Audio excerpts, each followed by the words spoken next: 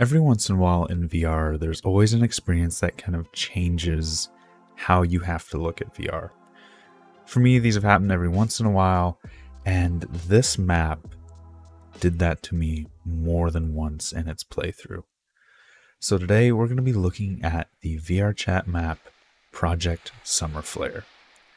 Now on the surface, this map is pretty much a nice, chill, relaxing place.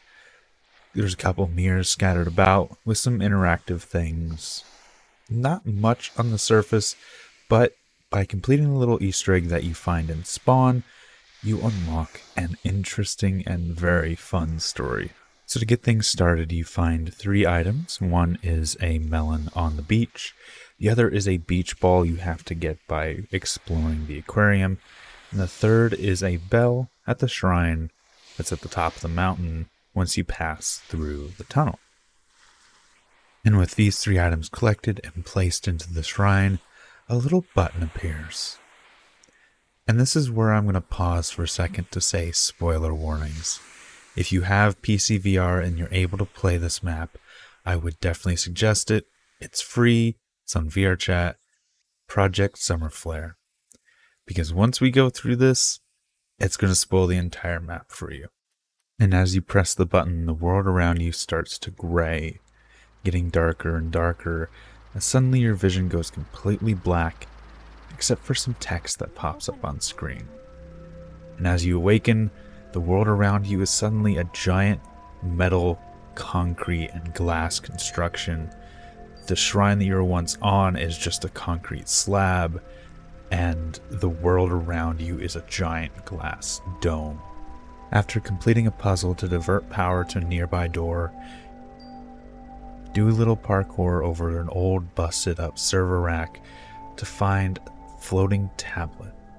After grabbing the tablet, you're contacted by an AI, or as it refers to itself, a commander, where the commander then asks you for help in completing its mission and setting you a waypoint on where you need to go, where you're then given a lore dump while you crank open the door to proceed, finding yourself in a really dark tunnel, just having to traverse through the busted ruins, things falling from the ceiling, and barely able to see the path before you, where you then find another crank to open the door on the other side, lit by a nice warm light. And as you crank to get the door open, a large claw suddenly shoves itself through the gap, ripping off the door. And this is where the battle music sets in, the energy spiking as you can hear the large metallic monster clanking around just outside the tunnel.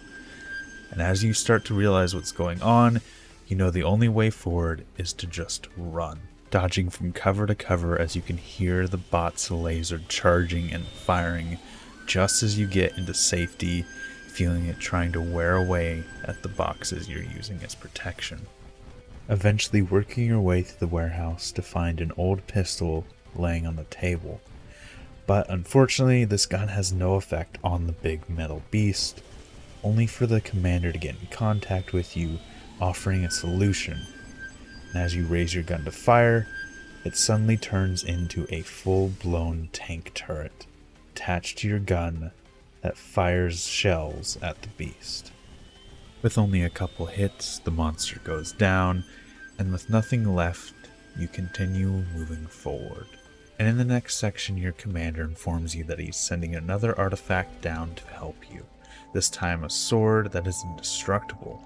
However, unfortunately, their drop wasn't quite perfect, and the sword has landed in a large pillar over the water.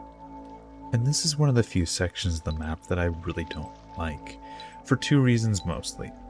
One, it's complex parkour over water where if you fall you have to restart, and trying to do some of the intricate movements that the game wants you to, jumping to ladders and things like that, doesn't always work out well in VR.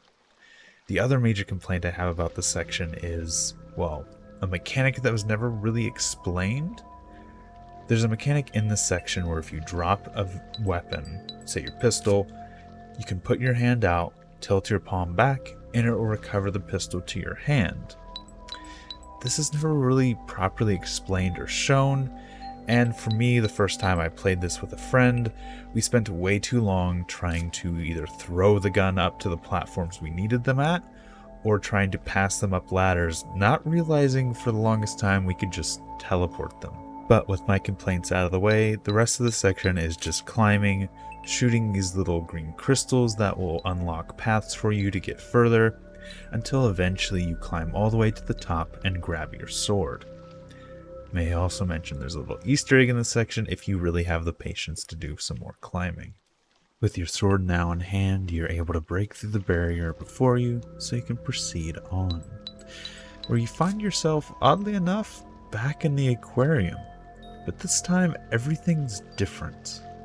Instead of fish, each tank is filled with something different, ranging from stop signs to entire vehicles just submerged. And it's also where you're able to put the sword to its next use, which oddly enough is as a shield.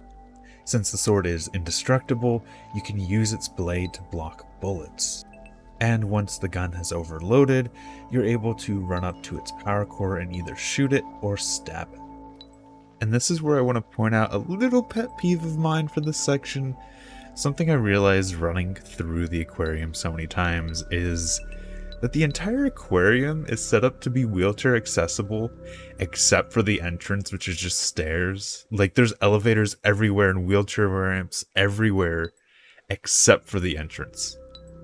I just wanted to say that. And as you return back to the large glass tube, you realize that surrounding you is a bunch of masked figures, just watching you calmly as you move through. Only for you then to get towards the end of the aquarium, where, in what should be an elevator, is a payphone. And as you pick up the phone to hear whoever it is that is on the other line, your screen completely fills with warnings, sirens, beeping.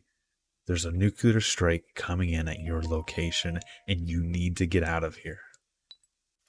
The only thing you can do is run and try and get back to the shrine, whilst trying to navigate with all of these little pop-ups all over your screen, blocking your vision, darting through corridors, taking out turrets that are falling from the roof, and it's something. And as you flee, you come to a broken bridge that was destroyed by the metal monster earlier, and the AI commander comes back to you telling you just to run. He'll take care of it. And as you run across the gap, the world around you transforms, and you're running through a tunnel full of skeletons and water where you were just in a warehouse before, only to come back to the reality you were in before once you get to the other side. A lot more running, and a few turrets later, you get back to the shrine and get back into the server room where you found the tablet to find a screen with the numbers on it. Being told to remember these numbers, there's nothing you can do to stop the nuke, just to restart, make a new instance, and try again. The game breaks the fourth wall here, telling you to quite literally make a new world, make a new instance of this game to keep going. And by taking this password along, you're able to continue the story. So with password in hand, you go searching for another telephone booth in an attempt to get in contact with a different AI commander, where this new commander gives you a mission to head back to the shrine, and that's when you see it. The nuke hits. You didn't restart time. You just transferred your conscious to a different one of these dome worlds. Time's still going on, you're just not where you were before, and the nuke hits the old one that you were in. And this is when your commander tells you to keep pushing forward with the mission, and starts spouting some stuff about butterfly effect that I never fully understood, to be honest. One fun little thing you can also do here is pulling your sword to you. Since the sword is indestructible, it survived the nuke, and when you pull it back, it's glowing and irradiated, and the little marker tag that was once on it has been burnt away because it doesn't have that same indestructible attribute. And the game does it again. messing with your reality. As you're running along this large concrete path with these power lines next to you, suddenly you transform from this little concrete bunker to a country road with plants growing on either side, your sword turning into a stick, and as you keep running, you snap back. The next puzzle is pretty simple, flipping switches to turn on and off these large fans, allowing you to progress, whilst also using their power to push you into certain places you couldn't get to normally. And one of the things I really love about this section is the switches themselves. Because the game requires you to have both hands on the switch to pull it, and because it requires you to move slowly and deliberately, and if you move too fast, your hands slip off, pulling these switches feels like they have weight. This slow, methodical pull with the sound of the gears clicking into place and the electricity surging just hits everything right. And as you explore the depths of this facility, taking out more and more turrets, you get to the next really cool piece. Dropping down into this hole, there's a large concrete slab protecting you as two more of those mechanical monsters drop down and have you pinned, have you cornered with nowhere to go, and your AI contacts you and says there's only one way to move forward, to see the true reality, and instructs you to take off your visor. As you take off your visor, you realize the sword you've been carrying with you this entire time is nothing more than a bunch of metal tubes bolted together with a name sharpied onto it. That this high-tech facility is just full of bones and water flooding different areas, and all you can do is keep going. Where you eventually find this massive machine that fills the entire room, having to go from station to station, turning off switches until the machine shuts down, and you wake up in a bright white room. And as you explore this facility, you realize you're not on Earth. You're on the moon.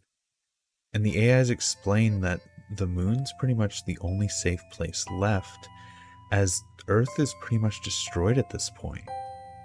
And then you're allowed to see the AI's true forms. One is a bunch of servers in a rack, and the other is a bunch of different devices linked together to make an AI. And they explain what's going on, or at least they try to. Unfortunately, I don't fully understand some of this story solely because of how time travel-y and conscious transfer-y it can get. But from what I understand, the basics is Earth is dead. You are an AI. You're someone's conscious that's in a robot, just looping these events over and over again in an attempt to keep humanity alive and existing. And the only way to finish this map is to set in stone the same way it started, continuing this loop so that humanity can survive. And that's it. It fades to black as you step away, seeing your robotic body left where you were, and you're transported to a black and white version of the map you were originally in, and then you're asked to leave. I honestly can't count how many times I've played this map and the number of people I've shown it to. I've played it so many times and just enjoy it and enjoy letting other people experience it, and that's part of the reason I'm making this video today, is to, one, encourage people to check out this map, Project Summer Flare, and also maybe to show it to some people who might not be able to play it, because unfortunately it is PC VR only, and I'm not sure it'll ever be anything else because it requires a lot of that to work. It is a game specifically built for the medium it's in, and I love it.